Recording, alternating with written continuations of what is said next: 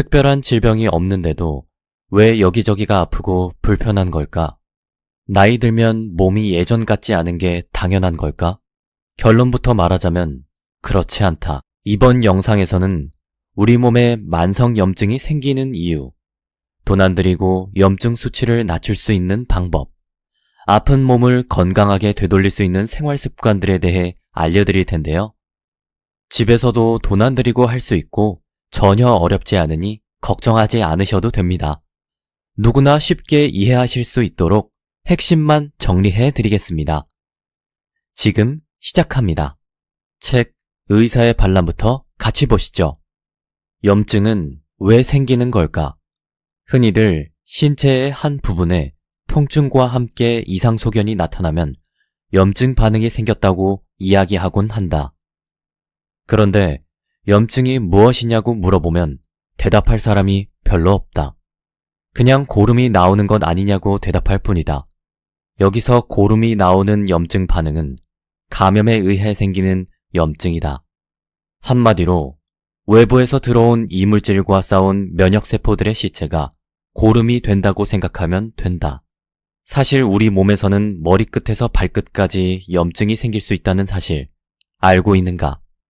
눈에 생기는 결막염, 코에 생기는 비염, 귀에 생기는 중이염, 식도에 생기는 역류성 식도염 등 우리 몸 곳곳에서는 염증이 생길 수 있다.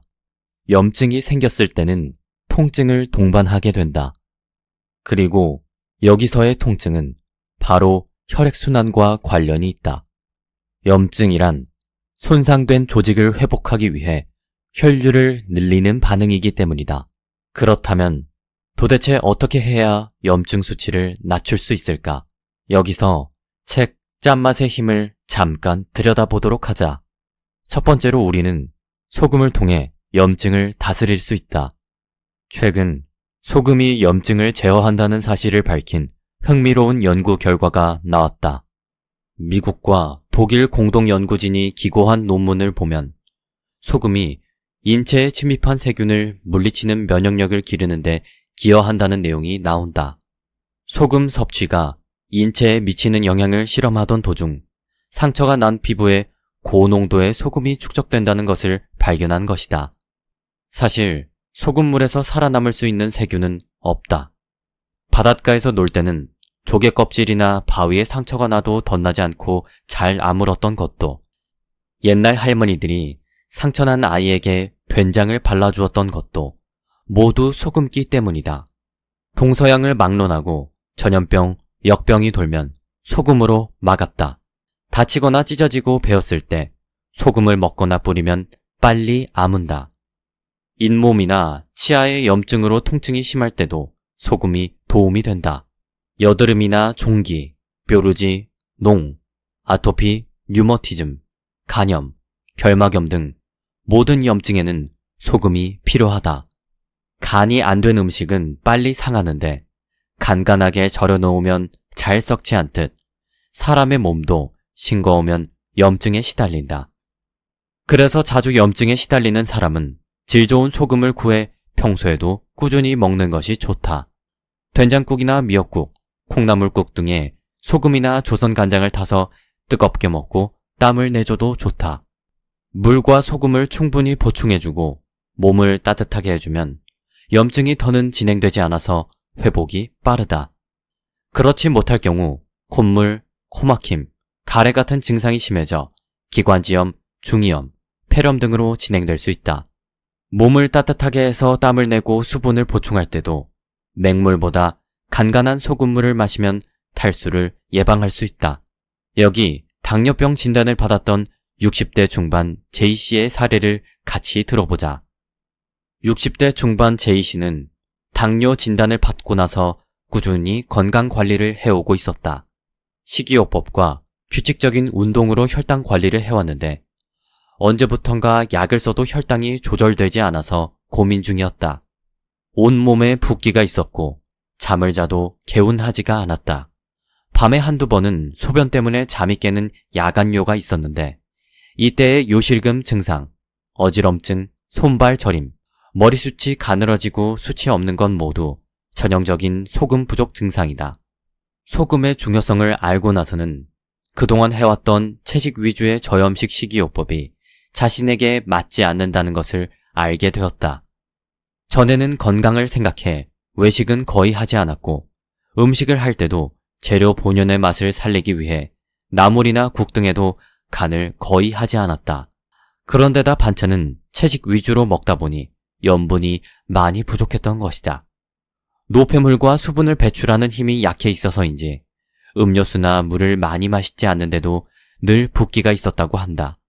이런 경우는 신장의 기능이 약해져 생기는 당뇨다. 혈당 수치를 맞추기보다 뿌리인 신장을 튼튼하게 하기로 했다. 혈당 조절이 안 되는 이유도 신장의 힘이 약해져 있었기 때문이다.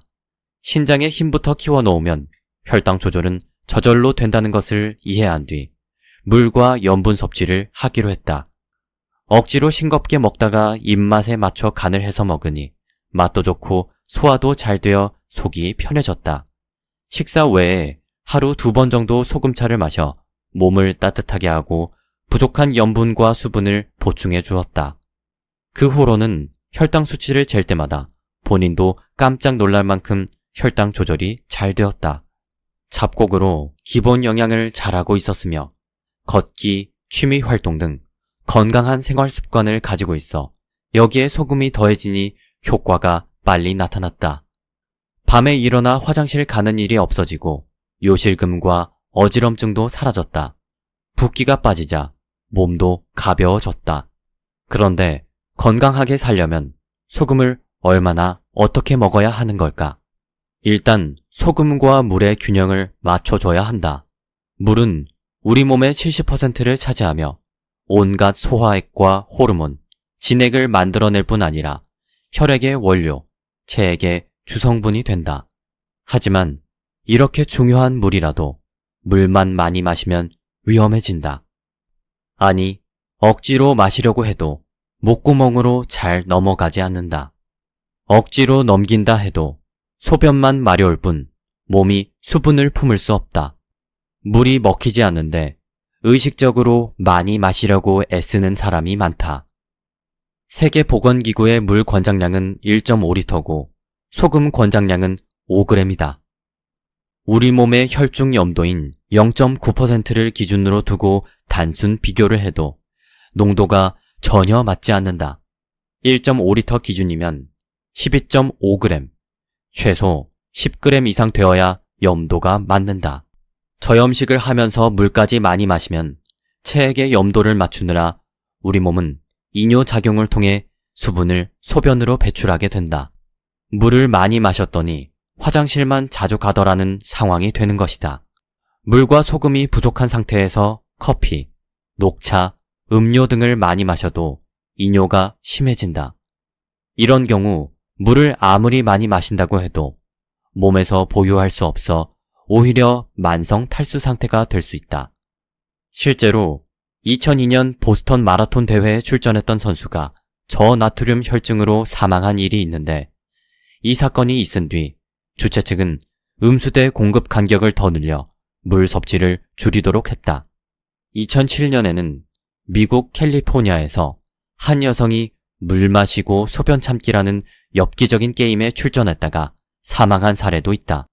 그 여성은 3시간 동안 화장실에 가지 않고 15분마다 제공되는 물을 마셨는데 게임이 끝난 직후 쓰러져 사망했다. 이처럼 염분 없는 물 섭취는 아주 위험하고 운동 중 과도한 수분 섭취는 수독증, 저나트륨 혈증을 불러온다. 체액의 나트륨 농도가 낮아지면 심장이 뛰도록 신경 전달을 하지 못한다. 체액 속 전해질 불균형으로 심장 부정맥이 생기는 등 위태로운 순간을 맞게 된다. 정신이 혼미하고 무기력해지더니 근육 경련이나 발작, 마비가 오고 혼수 상태에 빠졌다가 사망에 이를 만큼 치명적인 결과를 불러올 수도 있다. 평소 당기지 않는데도 건강이나 미용을 위해 물이나 차를 억지로 마시면 몸에서 소화액이 묽어지고 몸이 냉해지고 무거워진다. 저염식을 하면서 물을 지나치게 많이 먹는 것도 문제가 될 수 있고 침으로 소금을 녹여 먹으면서 물 섭취를 제한하고 소금만 먹는 것도 위험해질 수 있다. 물과 소금은 서로 떼어놓고 생각할 수가 없다. 둘의 균형이 맞아야 제 역할을 할 수 있기 때문이다. 여기서 잠깐, 소금을 먹을 때 특히 주의해야 할 분들이 있으니 지금부터는 더 집중해서 들어주시기 바란다. 첫째, 몸이 냉한 경우다. 몸이 냉한 사람은 수분 흡수가 잘 안 되는데 차갑고 단단한 땅에 물을 부으면 겉돌고 스며들지 못하는 것과 같다. 짜게 먹으면 흡수가 되지 않아서 겉돌고 붓는 느낌이 난다. 열이 나지 않으니 땀을 흘리지 않고 목마름도 거의 느끼지 못한다. 그렇다고 소금과 물을 먹지 않으면 점점 더 굳어 심각한 상황에 이르게 된다. 이때는 냉기를 빼가면서 소금과 물을 먹어야 제대로 흡수할 수 있다. 매일 배에 곡식찜질을 하거나 족탕, 반신욕을 하고 낮 시간에 햇빛을 보면서 30분 이상 꾸준히 걷는다. 처음에는 된장이나 조선 간장을 타서 따뜻한 국물을 먹거나 소금차로 먹는 것이 좋다. 장아찌, 치즈 등 소금 발효식품을 잘 활용한다. 이른 오전부터 소금을 먹거나 차가운 생수에 타서 소금물 형태로 먹으면 몸이 식으면서 부작용이 심해진다. 그러므로 오후 이후 간간하고 먹기 좋은 농도의 소금차를 먹는 것이 좋다. 둘째, 위장이 약한 경우다. 짜게 먹거나 소금을 먹고 나면 앞니마가 띵하고 몸이 축 늘어지며 입에 침이 고이면서 구토가 나오는 사람이 있다. 위장이 약한 사람은 위장이 너무 풀려 연동 운동을 못하고 무기력한 상태여서 몸이 무겁고 만사가 귀찮고 행동도 느려진다. 이때 소금이 들어가면 반발작용이 나타난다. 속이 싸하면서 위로 또는 아래로 쏟아낼 수 있다.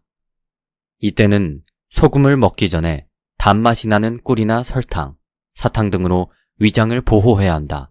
약해진 위장과 위경락이 지나가는 무릎을 단단하게 해놓으면 굳은 기운을 풀기 위한 연한 소금의 기운을 잘 흡수할 수 있다. 셋째, 건강염려증이 있거나 신경이 예민한 경우다. 불안하고 초조해하며 신경이 예민하고 마음이 쉽사리 안정되지 않는 분들이 있다. 어떤 일을 떠올렸을 때 걱정부터 앞선다면 조절력, 생명력이 약해진 상태다. 평소 건강염려증도 심하고 새로운 것을 시도할 때 예민한 반응을 보인다. 심신이 안정되지 않아서 근심과 걱정이 많다 보니 무언가를 받아들이고 흡수하는 힘이 떨어진다. 어깨가 무겁고 손에 이상이 있고 여기저기 저린 증상도 심하다. 이런 경우 소금을 먹으면 손발, 특히 손이 부을 수 있다. 곡식으로는 조, 옥수수, 녹두가 좋고 콩나물, 감자, 우엉, 양상추 등 담백하고 생내나는 것과 떫은 맛 나는 것으로 영양하면 좋다. 어깨 운동, 손 운동으로 심포와 삼초 기운을 강화해주고 걷기로 몸의 열을 만들어주면 물과 소금이 잘 흡수된다. 소금으로 만성염증을 사라지게 만들 수 있다는 건 알겠는데 다른 방법으로 염증 수치를 낮출 순 없을까? 걷기나 등산도 물론 좋지만 오늘은 운동하기 힘들거나 운동할 시간이 없는 분들을 위해 몇 가지 사실을 알려드리겠다. 책 의사의 반란 저자인 신우섭 원장이 가장 많이 받는 질문 중 하나가 운동에 대한 것이라고 한다. 바로 어느 정도 운동해야 좋은지 묻는 것이다. 그러나 진료실을 찾는 분들은 운동을 안 해서라기보다는 잘못된 식생활을 하고 있기 때문에 질병이 생긴 사람들이 대부분이다. 잘못된 식생활을 하다 보니 혈액순환을 시킬 힘도 없어 가까스로 걸어 다니는데 무슨 힘으로 운동까지 할 수 있을까?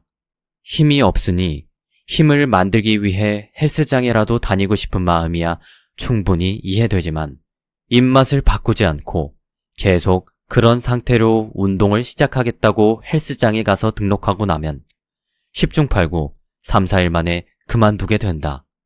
또 어떤 분들은 운동을 통해 살을 뺐다고 말한다. 물론 운동을 통해 체중 조절을 할 수 있다. 그런데 이런 분들의 경우 체중이 늘어난 것이 운동을 안 했기 때문만은 아닐 것이다. 바로 먹는 습관이 잘못되어 생긴 현상임에도 불구하고 운동하면 체중 조절도 되고 건강해질 것이라고 믿는 것이다. 특히 젊었을 때 운동을 즐겨 했거나 운동선수였던 분들에게서 많이 나타나는 현상이다. 하지만 실상은 어떻던가? 운동을 평생 업으로 삼고 살았던 운동선수들이 건강한 노후를 보낼 확률은 적다. 실제로도 직업별 수명을 보면 운동선수들이 그토록 운동을 많이 하고 살았음에도 수명이 짧게 나오는 보고서가 있다. 더욱이 젊은 운동선수들 중에서 갑자기 운명을 달리하는 경우가 있는데 대부분 뇌졸중이거나 심근경색 등의 혈관 질환으로 밝혀지고 있다. 즉, 아무리 운동을 열심히 해도 먹는 음식이 잘못되면 혈관 내에 노폐물이 쌓이고 이로 인해 일찍 사망할 수 있다. 얼마 전 병원에 내원한 한 궤양성 대장염 환자는 같은 질병을 가진 대부분의 환자와 마찬가지로 마른 체형이었다. 그 대장염 환자는 자전거 동호회에서 열심히 활동하고 있고 가끔 산악 자전거도 즐긴다는 이야기를 듣고 근육이 많을 수도 있지 않을까 기대했다. 하지만 체성분을 분석한 결과 그 마른 몸에서 역시 지방이 더 많은 비중을 차지하고 있었다. 알고 보니 그분은 초콜릿과 사탕, 음료수를 틈틈이 섭취하고 있었는데 결국 이런 식습관이 근육보다는 체지방을 만들어내면서 장을 망가뜨려 몸의 균형을 깨뜨렸던 것이다. 우리 몸은 일상생활에서도 항상 근육을 움직이기 때문에 특별히 많은 운동을 하지 않아도 근력을 유지해 나갈 수 있다. 몸에 무리가 올 정도로 과격하게 또한 끊임없이 운동해서 건강을 유지하려는 노력은 나이가 들면서 한계에 부딪힌다. 이런 경우는 당뇨 환자들을 보면 알 수 있다. 당뇨 환자들의 경우 먹고 싶은 것을 맘껏 먹고 운동으로 혈당을 조절하면 된다고 생각하는 분들이 있다. 하지만 이런 방법을 써보아도 점차 시간이 지나면서 당 수치를 조절하는 일이 어려워 약의 용량이 늘어나고 하루에 한 번 먹던 약을 아침, 저녁으로 먹어야 하는 경우가 너무도 흔하다. 나중에는 인슐린을 주사해야 하는 상황에 이르기도 한다. 그리고 운동이 건강을 유지하는 근본적인 해결 방법이 될 수 없는 이유는 우리가 50대에 할 수 있는 운동의 강도와 시간을 70대나 80대에도 똑같이 할 수 없기 때문이다. 나이 들면서 젊었을 때와 동일한 양의 운동을 한다는 것은 거의 불가능하다. 그리고 어쩌다 불시에 다치거나 다른 질병으로 운동을 못하는 상황이 되면 당뇨 환자의 경우 당 수치가 급격히 올라 어쩌지 못하는 경우를 보게 된다. 따라서 운동보다 건강을 위해 먼저 해결해야 할 일은 바로 먹는 것, 즉 입맛을 올바른 방향으로 길들이는 것이 중요하다. 세 번째로 과일 섭취를 줄이는 것도 염증 수치를 낮추는 데 도움이 된다. 현대인들은 신선한 채소와 과일이 우리 몸에 꼭 필요하고 많이 먹어야 건강해진다는 생각에 자주 또 많이 먹으려고 한다. 그것도 씹어서 먹는 게 아니라 아침마다 갈아서 또는 즙을 내어 먹는다. 많이 먹어야 한다고 생각하기 때문이다. 그러나 이렇게 먹는 과일은 되레 우리 몸에 해가 될 수 있다. 우리가 필요로 하는 에너지를 곡식으로부터 섭취하는 것은 몸에 무리가 없지만 과일은 부드럽고 달콤하여 빨리 체내에 흡수되어 그만큼 빨리 혈당을 높였다가 빨리 떨어뜨리는 단점이 있다. 과일에는 과당이라는 당분이 존재하는데 이것이 장에 무리를 주는 경우가 많다. 장누수 증후군의 원인이 되는 것이다.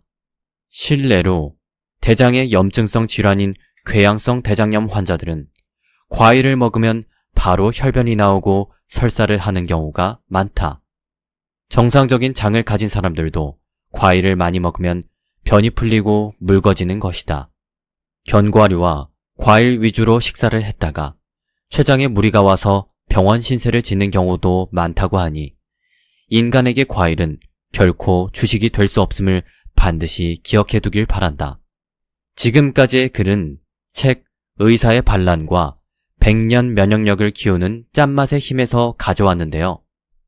요새 주변을 보면 원인 모를 만성염증과 질환으로 고생하시는 분들이 참 많습니다.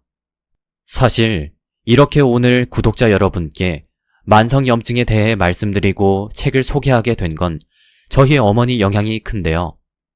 어머니께서 몇 주 전 건강검진을 받으셨는데 염증 수치가 상당히 높게 나오셨더라고요. 평소에 항상 피곤해하시고 몸이 부어 있으셨는데 이 증상들의 원인이 만성염증 때문인 걸 제가 뒤늦게 알게 된 거죠. 나이 들면 안 아픈 구석이 없다고 항상 말씀하셨는데 정말 건강검진 결과를 보니 어머니를 볼 때마다 가슴이 참 아팠습니다. 그래서 저희 구독자분들 생각도 많이 나서 이렇게 만성염증 책을 소개드리게 되었네요. 시간 관계상 책의 내용을 전부 소개해드리진 못했는데요. 오늘 소개드린 의사의 반란과 짠맛의 힘, 책 내용들이 저도 직접 읽어보니 너무 좋더라고요. 여러분도 한번 종이책으로 구매해 읽어보시는 것도 나쁘지 않을 것 같습니다. 질병의 99%는 나쁜 생활 습관에서 시작된다. 특별한 질병이 없는데도 왜 여기저기가 아프고 불편한 걸까? 나이 들면 몸이 예전 같지 않은 게 당연한 걸까? 결론부터 말하자면 그렇지 않다. 당신이 이유 없이 아프고 피곤한 것은 잘못된 생활 습관 때문이다. 이번 영상에서는 우리 몸에 만성염증이 생기는 이유, 돈 안 들이고 염증 수치를 낮출 수 있는 방법, 아픈 몸을 건강하게 되돌릴 수 있는 생활 습관들에 대해 알려드릴 텐데요. 집에서도 돈 안 들이고 할 수 있고 전혀 어렵지 않으니 걱정하지 않으셔도 됩니다. 누구나 쉽게 이해하실 수 있도록 핵심만 정리해 드리겠습니다. 지금 시작합니다. 책 의사의 반란부터 같이 보시죠. 염증은 왜 생기는 걸까? 흔히들 신체의 한 부분에 통증과 함께 이상소견이 나타나면 염증 반응이 생겼다고 이야기하곤 한다. 그런데 염증이 무엇이냐고 물어보면 대답할 사람이 별로 없다. 그냥 고름이 나오는 것 아니냐고 대답할 뿐이다. 여기서 고름이 나오는 염증 반응은 감염에 의해 생기는 염증이다. 한마디로 외부에서 들어온 이물질과 싸운 면역세포들의 시체가 고름이 된다고 생각하면 된다. 사실 우리 몸에서는 머리끝에서 발끝까지 염증이 생길 수 있다는 사실 알고 있는가? 눈에 생기는 결막염, 코에 생기는 비염, 귀에 생기는 중이염, 식도에 생기는 역류성 식도염 등 우리 몸 곳곳에서는 염증이 생길 수 있다. 염증이 생겼을 때는 통증을 동반하게 된다. 그리고 여기서의 통증은 바로 혈액순환과 관련이 있다. 염증이란 손상된 조직을 회복하기 위해 혈류를 늘리는 반응이기 때문이다. 하지만 이렇게 염증이 분명 우리 몸에 꼭 필요하고 살기 위해 거쳐야 하는 과정임에도 염증이 생기면 불편한 증상 때문에 대부분 약부터 찾게 된다. 약국에서 병원에서 처방받아 먹는 약들은 어떤 원리로 염증 반응을 완화시킬까? 바로 앞서 말씀드린 혈관이 확장되어 혈류를 증가시키려는 반응을 억제하는 원리다. 혈관을 수축하게 함으로써 통증을 줄이는 약들인 것이다. 하지만 이런 약들은 증상을 억누르기만 할 뿐 우리 몸을 회복시키지는 않는다.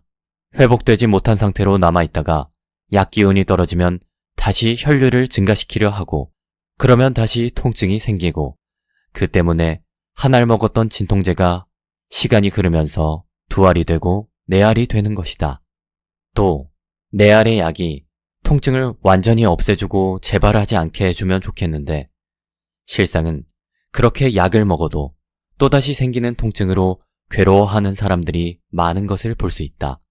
그렇다면 도대체 어떻게 해야 염증 수치를 낮출 수 있을까?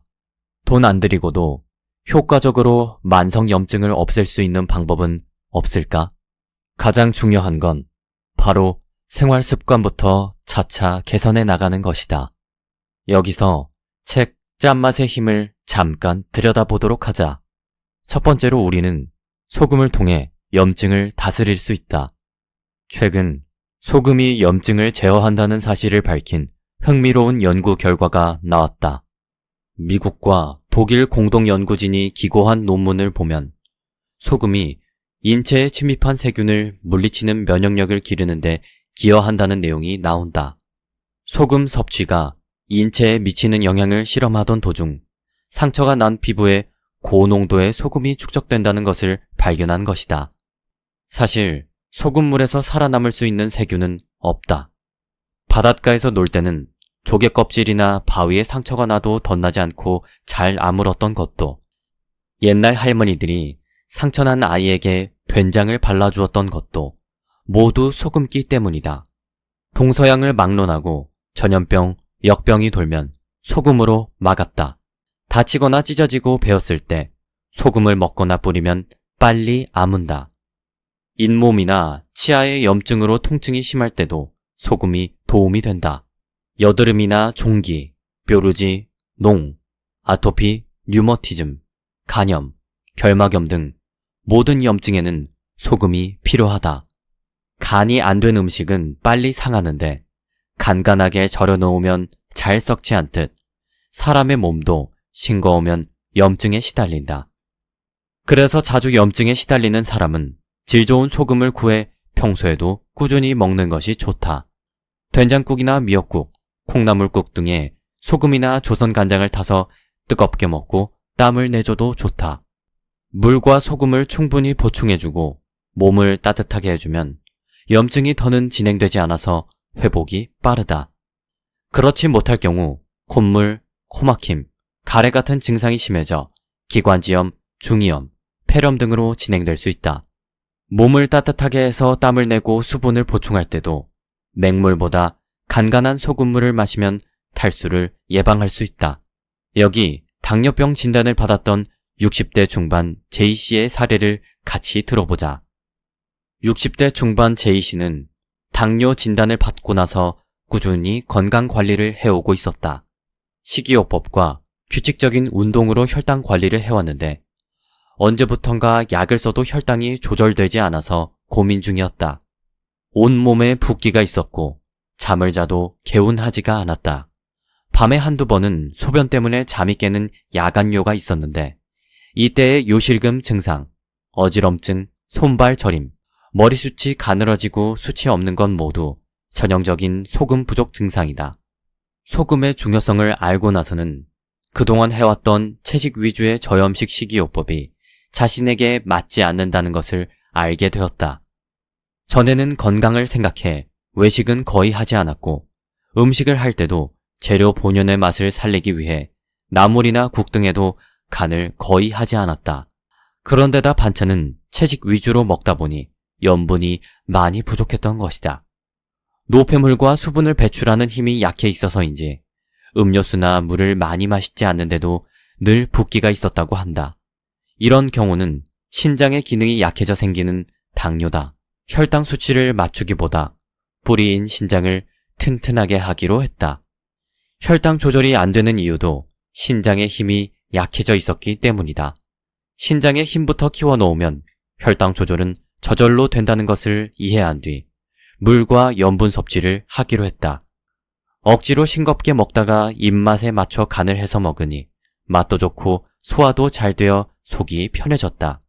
식사 외에 하루 2번 정도 소금차를 마셔 몸을 따뜻하게 하고 부족한 염분과 수분을 보충해 주었다. 그 후로는 혈당 수치를 잴 때마다 본인도 깜짝 놀랄 만큼 혈당 조절이 잘 되었다. 잡곡으로 기본 영양을 잘하고 있었으며 걷기, 취미 활동 등 건강한 생활 습관을 가지고 있어 여기에 소금이 더해지니 효과가 빨리 나타났다.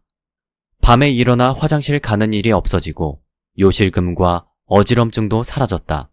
붓기가 빠지자 몸도 가벼워졌다. 그런데 건강하게 살려면 소금을 얼마나 어떻게 먹어야 하는 걸까? 일단 소금과 물의 균형을 맞춰줘야 한다. 물은 우리 몸의 70%를 차지하며 온갖 소화액과 호르몬, 진액을 만들어낼 뿐 아니라 혈액의 원료, 체액의 주성분이 된다. 하지만 이렇게 중요한 물이라도 물만 많이 마시면 위험해진다. 아니, 억지로 마시려고 해도 목구멍으로 잘 넘어가지 않는다. 억지로 넘긴다 해도 소변만 마려울 뿐 몸이 수분을 품을 수 없다. 물이 먹히지 않는데 의식적으로 많이 마시려고 애쓰는 사람이 많다. 세계보건기구의 물 권장량은 1.5리터고 소금 권장량은 5g이다. 우리 몸의 혈중 염도인 0.9%를 기준으로 두고 단순 비교를 해도 농도가 전혀 맞지 않는다. 1.5리터 기준이면 12.5g, 최소 10g 이상 되어야 염도가 맞는다. 저염식을 하면서 물까지 많이 마시면 체액의 염도를 맞추느라 우리 몸은 이뇨작용을 통해 수분을 소변으로 배출하게 된다. 물을 많이 마셨더니 화장실만 자주 가더라는 상황이 되는 것이다. 물과 소금이 부족한 상태에서 커피, 녹차, 음료 등을 많이 마셔도 이뇨가 심해진다. 이런 경우 물을 아무리 많이 마신다고 해도 몸에서 보유할 수 없어 오히려 만성 탈수 상태가 될 수 있다. 실제로 2002년 보스턴 마라톤 대회에 출전했던 선수가 저나트륨 혈증으로 사망한 일이 있는데 이 사건이 있은 뒤 주최 측은 음수대 공급 간격을 더 늘려 물 섭취를 줄이도록 했다. 2007년에는 미국 캘리포니아에서 한 여성이 물 마시고 소변 참기라는 엽기적인 게임에 출전했다가 사망한 사례도 있다. 그 여성은 3시간 동안 화장실에 가지 않고 15분마다 제공되는 물을 마셨는데 게임이 끝난 직후 쓰러져 사망했다. 이처럼 염분 없는 물 섭취는 아주 위험하고 운동 중 과도한 수분 섭취는 수독증, 저나트륨 혈증을 불러온다. 체액의 나트륨 농도가 낮아지면 심장이 뛰도록 신경 전달을 하지 못한다. 체액 속 전해질 불균형으로 심장 부정맥이 생기는 등 위태로운 순간을 맞게 된다. 정신이 혼미하고 무기력해지더니 근육 경련이나 발작, 마비가 오고 혼수 상태에 빠졌다가 사망에 이를 만큼 치명적인 결과를 불러올 수도 있다. 평소 당기지 않는데도 건강이나 미용을 위해 물이나 차를 억지로 마시면 몸에서 소화액이 묽어지고 몸이 냉해지고 무거워진다. 저염식을 하면서 물을 지나치게 많이 먹는 것도 문제가 될 수 있고 침으로 소금을 녹여 먹으면서 물 섭취를 제한하고 소금만 먹는 것도 위험해질 수 있다. 물과 소금은 서로 떼어놓고 생각할 수가 없다. 둘의 균형이 맞아야 제 역할을 할 수 있기 때문이다. 여기서 잠깐, 소금을 먹을 때 특히 주의해야 할 분들이 있으니 지금부터는 더 집중해서 들어주시기 바란다. 첫째, 몸이 냉한 경우다. 몸이 냉한 사람은 수분 흡수가 잘 안 되는데 차갑고 단단한 땅에 물을 부으면 겉돌고 스며들지 못하는 것과 같다. 짜게 먹으면 흡수가 되지 않아서 겉돌고 붓는 느낌이 난다. 열이 나지 않으니 땀을 흘리지 않고 목마름도 거의 느끼지 못한다. 그렇다고 소금과 물을 먹지 않으면 점점 더 굳어 심각한 상황에 이르게 된다. 이때는 냉기를 빼가면서 소금과 물을 먹어야 제대로 흡수할 수 있다. 매일 배에 곡식찜질을 하거나 족탕, 반신욕을 하고 낮 시간에 햇빛을 보면서 30분 이상 꾸준히 걷는다. 처음에는 된장이나 조선 간장을 타서 따뜻한 국물을 먹거나 소금차로 먹는 것이 좋다. 장아찌, 치즈 등 소금 발효식품을 잘 활용한다. 이른 오전부터 소금을 먹거나 차가운 생수에 타서 소금물 형태로 먹으면 몸이 식으면서 부작용이 심해진다. 그러므로 오후 이후 간간하고 먹기 좋은 농도의 소금차를 먹는 것이 좋다. 둘째, 위장이 약한 경우다. 짜게 먹거나 소금을 먹고 나면 앞니마가 띵하고 몸이 축 늘어지며 입에 침이 고이면서 구토가 나오는 사람이 있다. 위장이 약한 사람은 위장이 너무 풀려 연동 운동을 못하고 무기력한 상태여서 몸이 무겁고 만사가 귀찮고 행동도 느려진다. 이때 소금이 들어가면 반발작용이 나타난다. 속이 싸하면서 위로 또는 아래로 쏟아낼 수 있다. 이때는 소금을 먹기 전에 단맛이 나는 꿀이나 설탕, 사탕 등으로 위장을 보호해야 한다. 약해진 위장과 위경락이 지나가는 무릎을 단단하게 해놓으면 굳은 기운을 풀기 위한 연한 소금의 기운을 잘 흡수할 수 있다. 셋째, 건강염려증이 있거나 신경이 예민한 경우다. 불안하고 초조해하며 신경이 예민하고 마음이 쉽사리 안정되지 않는 분들이 있다. 어떤 일을 떠올렸을 때 걱정부터 앞선다면 조절력, 생명력이 약해진 상태다. 평소 건강염려증도 심하고 새로운 것을 시도할 때 예민한 반응을 보인다. 심신이 안정되지 않아서 근심과 걱정이 많다 보니 무언가를 받아들이고 흡수하는 힘이 떨어진다. 어깨가 무겁고 손에 이상이 있고 여기저기 저린 증상도 심하다. 이런 경우 소금을 먹으면 손발, 특히 손이 부을 수 있다. 곡식으로는 조, 옥수수, 녹두가 좋고 콩나물, 감자, 우엉, 양상추 등 담백하고 생내나는 것과 떫은 맛 나는 것으로 영양하면 좋다. 어깨 운동, 손 운동으로 심포와 삼초 기운을 강화해주고 걷기로 몸의 열을 만들어주면 물과 소금이 잘 흡수된다. 소금으로 만성염증을 사라지게 만들 수 있다는 건 알겠는데 다른 방법으로 염증 수치를 낮출 순 없을까? 걷기나 등산도 물론 좋지만 오늘은 운동하기 힘들거나 운동할 시간이 없는 분들을 위해 몇 가지 사실을 알려드리겠다. 책 의사의 반란 저자인 신우섭 원장이 가장 많이 받는 질문 중 하나가 운동에 대한 것이라고 한다. 바로 어느 정도 운동해야 좋은지 묻는 것이다. 그러나 진료실을 찾는 분들은 운동을 안 해서라기보다는 잘못된 식생활을 하고 있기 때문에 질병이 생긴 사람들이 대부분이다. 잘못된 식생활을 하다 보니 혈액순환을 시킬 힘도 없어 가까스로 걸어 다니는데 무슨 힘으로 운동까지 할 수 있을까? 힘이 없으니 힘을 만들기 위해 헬스장에라도 다니고 싶은 마음이야 충분히 이해되지만 입맛을 바꾸지 않고 계속 그런 상태로 운동을 시작하겠다고 헬스장에 가서 등록하고 나면 10중 8구 3, 4일 만에 그만두게 된다. 또 어떤 분들은 운동을 통해 살을 뺐다고 말한다. 물론 운동을 통해 체중 조절을 할 수 있다. 그런데 이런 분들의 경우 체중이 늘어난 것이 운동을 안 했기 때문만은 아닐 것이다.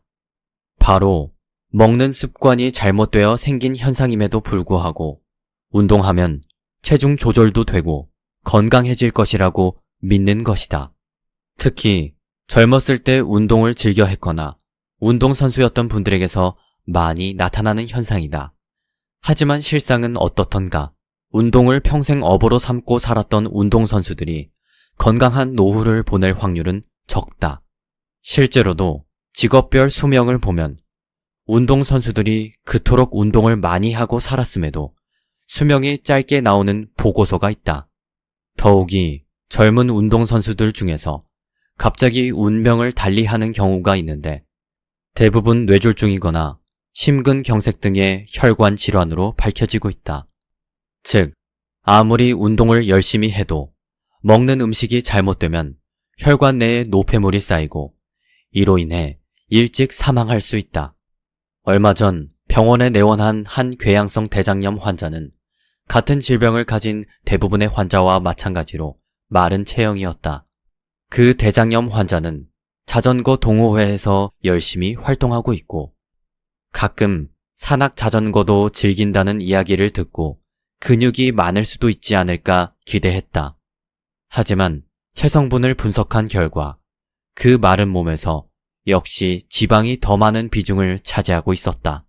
알고 보니 그분은 초콜릿과 사탕, 음료수를 틈틈이 섭취하고 있었는데 결국 이런 식습관이 근육보다는 체지방을 만들어내면서 장을 망가뜨려 몸의 균형을 깨뜨렸던 것이다. 우리 몸은 일상생활에서도 항상 근육을 움직이기 때문에 특별히 많은 운동을 하지 않아도 근력을 유지해 나갈 수 있다. 몸에 무리가 올 정도로 과격하게 또한 끊임없이 운동해서 건강을 유지하려는 노력은 나이가 들면서 한계에 부딪힌다. 이런 경우는 당뇨 환자들을 보면 알 수 있다. 당뇨 환자들의 경우 먹고 싶은 것을 마음껏 먹고 운동으로 혈당을 조절하면 된다고 생각하는 분들이 있다. 하지만 이런 방법을 써보아도 점차 시간이 지나면서 당 수치를 조절하는 일이 어려워 약의 용량이 늘어나고 하루에 한 번 먹던 약을 아침, 저녁으로 먹어야 하는 경우가 너무도 흔하다. 나중에는 인슐린을 주사해야 하는 상황에 이르기도 한다. 그리고 운동이 건강을 유지하는 근본적인 해결 방법이 될 수 없는 이유는 우리가 50대에 할 수 있는 운동의 강도와 시간을 70대나 80대에도 똑같이 할 수 없기 때문이다. 나이 들면서 젊었을 때와 동일한 양의 운동을 한다는 것은 거의 불가능하다. 그리고 어쩌다 불시에 다치거나 다른 질병으로 운동을 못하는 상황이 되면 당뇨 환자의 경우 당 수치가 급격히 올라 어쩌지 못하는 경우를 보게 된다. 따라서 운동보다 건강을 위해 먼저 해결해야 할 일은 바로 먹는 것, 즉 입맛을 올바른 방향으로 길들이는 것이 중요하다. 세 번째로 과일 섭취를 줄이는 것도 염증 수치를 낮추는 데 도움이 된다. 현대인들은 신선한 채소와 과일이 우리 몸에 꼭 필요하고 많이 먹어야 건강해진다는 생각에 자주 또 많이 먹으려고 한다. 그것도 씹어서 먹는 게 아니라 아침마다 갈아서 또는 즙을 내어 먹는다. 많이 먹어야 한다고 생각하기 때문이다. 그러나 이렇게 먹는 과일은 되레 우리 몸에 해가 될 수 있다.